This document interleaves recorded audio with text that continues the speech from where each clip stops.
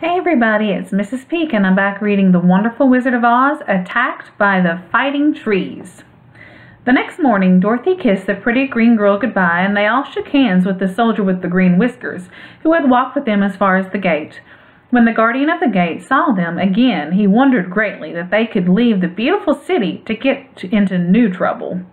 But he at once unlocked their spectacles, which he put back into the green box, and gave them many good wishes to carry with them. "You are now our ruler," he said to the Scarecrow, "so you must come back to us as soon as possible."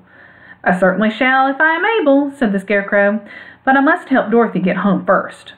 As Dorothy bade the good-natured guardian a last farewell, she said, "I have been very kindly treated in your lovely city, and everyone has been so good to me I cannot tell you how grateful I am." "Don't try, my dear," he answered. "We should like to keep you with us, but if it is your wish to return to Kansas, I hope you find a way." And then he opened the gate of the outer wall, and they walked forth and started upon their journey. The sun shone brightly as the friends turned their faces towards the land of the South. They were all in the best of spirits, and laughed and chatted together. Dorothy was once more filled with the hope of getting home, and the Scarecrow and the Tin Woodman were glad to be of use to her. As for the Lion, he sniffed the fresh air with delight, and whisked his tail from side to side in pure joy at being in the country again, while Toto ran around them and chased the moths and butterflies, barking merrily all the time. "City life does not agree with me at all," remarked the Lion as they walked along at a brisk pace.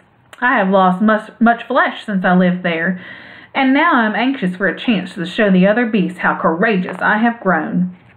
They now turned and took a last look at Emerald City. All they could see was a mass of towers and steeples behind the green walls, and high up above everything was the spires and dome of the Palace of Oz. "Oz was not such a bad wizard after all," said the Tin Woodman, as he felt his heart rattling around in his breast. "He knew how to give me brains, and very good brains too," said the Scarecrow. "If Oz had just taken a dose of the same courage he gave me," added the Lion, "he would have been a brave man."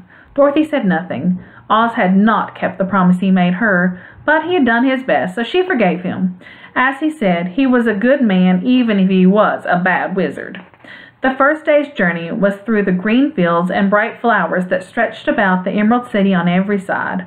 They slept that night on the grass, with nothing but the stars over them, and they rested very well indeed. In the morning they traveled on until they came to a thick wood.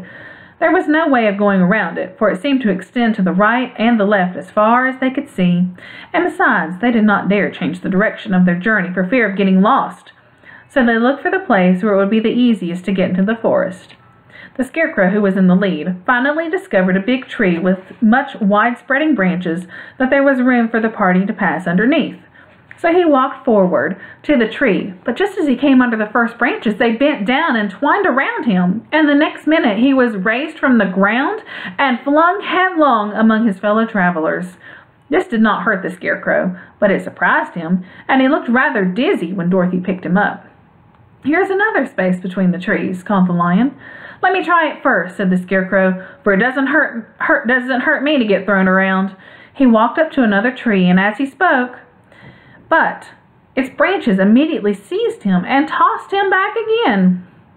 "This is strange," exclaimed Dorothy. "What shall we do?" "The trees seem to have made up their minds to fight us and stop our journey," remarked the Lion. "I believe I will try it myself," said the Woodman, and shouldering his axe, he marched up to the first tree that had handled the Scarecrow so roughly. When a big branch bent down to seize him, the Woodman chopped at it so fiercely that he cut it in two. At once the tree began shaking all its branches as if it were in pain, and the Tin Woodman passed safely under it. "Come on!" he shouted to the others. "Be quick!" They all ran forward and passed under the tree without injury, except Toto, who was caught by a small branch and shaken until he howled, but the Woodman promptly chopped off the branch and set the little dog free.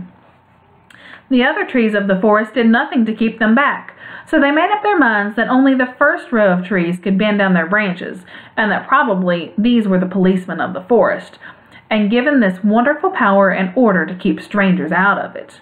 The four travelers walked with ease through the trees until they came to the farther edge of the wood. Then, to their surprise, they found before them a high wall which seemed to be made of white china. It was smooth, like the surface of a dish, and higher than their heads. "What shall we do now?" asked Dorothy. "I will make a ladder," said the Tin Woodman, "for we certainly must climb over the wall." And that's the end of the chapter. See you next time. Bye.